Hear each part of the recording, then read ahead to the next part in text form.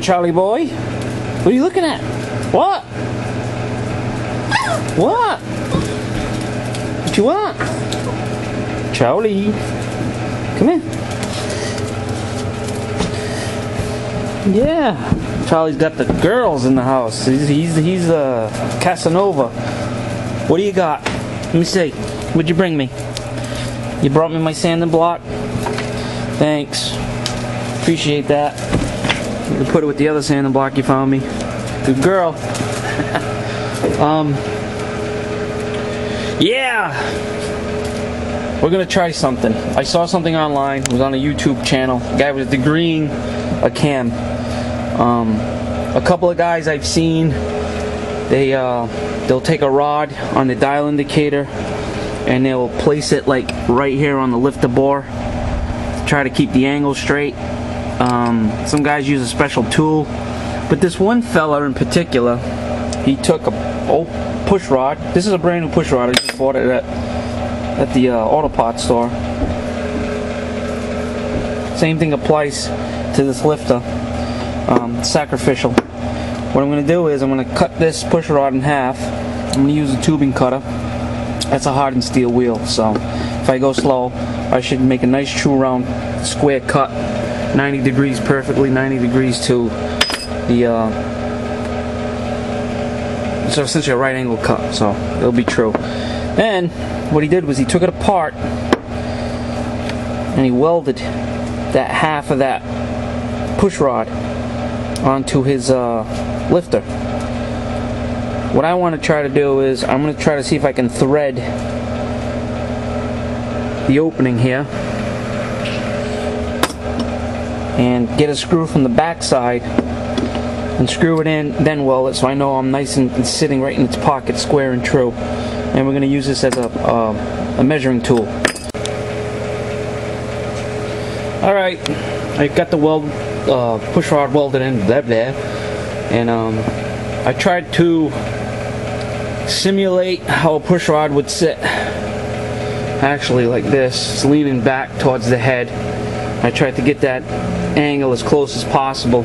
So now when this is inside the lifter bore and I'm degreeing the cam and trying to get everything figured out and figure out what my true lift is, I'll have that as a tool instead of putting the lifter in and trying to bridge the two pieces together with, I don't know, I guess they have an extension rod for the dial indicators. But it was like $3 for the lifter, it was like $2.48 for the push rod, and so a little over $5 you get to make your cam degreeing and your engine building a little easier on the wallet and a little easier on yourself. So I am going to probably go out and get another one, and I'm going to try to weld it in square, but I know they don't go in square. I know they kind of got it like an angle and they lean back. If you were looking at the block straight on, they tilt back towards the head. Probably a little bit more than that angle there, but for measuring purposes, I think that's going to work. So we got another little tool made up. What's up, guys? Pretty much put these together. So these are all back together, oiled up. I took some grease and I just with my finger I just worked all the runners, exhaust and intake, and got a nice little thin film of grease on it, so they're gonna get bagged again and put away up on the bench, and don't have to worry about any corrosion and rust. Dug these out. These are ready to go. I'm gonna start working on these. I'm not gonna do any video on this. The one head was enough. You can see I got all the returns here. I got to fix up, and these really sharp edges on the water jackets here and the ports. I got to clean this up. And you can see the polished combustion chamber versus the non-polished combustion chamber. I like this. I know it's not gonna I'm not gonna benefit any horsepower from it, but I know that I'm not gonna have carbon deposits building up and lighting off and giving me fits. So we're gonna do the same thing here. After that's done, the next project, which I will do a series on, is trying to high polish these two intake manifolds.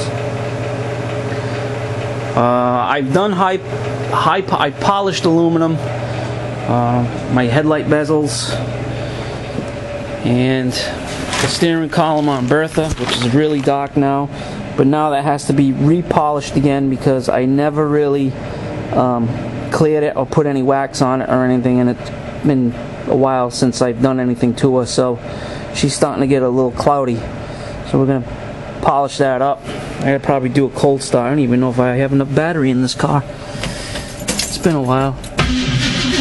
Oh yeah, I got battery, so I'll just throw a charge on it for a little while and just get her to stretch her legs a bit, take it for a ride. But yeah, we're gonna work on trying to high polish this. I got a little right angle DA. This thing is the kit. I love this little thing. This was in the flood too. It was all messed up, so I had to take it all apart and clean it. But I got it working now. It's great for doing door jams and little sections of your car where you can't get a full-size DA in. And I love it. So the only thing is I can't get discs for it. So what I do is I just grab my regular 5-inch disc and I just cut little discs out of it, and there's that.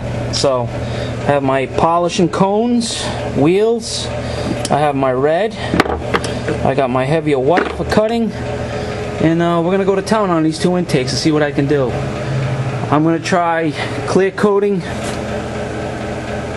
one that's high polished, and then I'm gonna try to see. Gary Turbo Cobra told me on a video response, or he replied to one of my videos or responded, and he had talked about powder coating clear, and I kind of like that idea, so I want to see what's involved in doing that. I know I can't put that in my stove upstairs. I put that thing in my stove upstairs.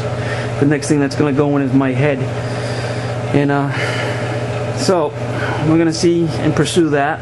I got my water pump, cam, I need lifters, push rods, I got my roller rockers. These are aluminum roller tips, 1/7. So there's a little bit of a lift here, so that might affect my lift on this block, on this motor, with the higher ratio on the lift, and so I might be using a dish piston after all, not a flat top. So we'll see how it goes. The block is going to be brought over to the chicken farm. We're going to start working on that.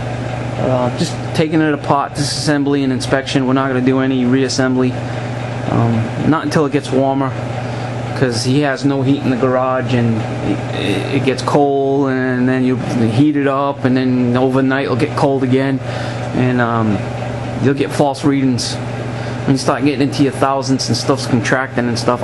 That's my opinion. I think you should wait until the weather's more conducive to engine work, where you're not having that whole contraction of cast iron and metal parts, and then later on when everything's warm and you got the motor running and then something goes wrong because it was a false reading somewhere down the line when you did it in the winter. So that's my opinion, and that's my story, and I'm sticking to it.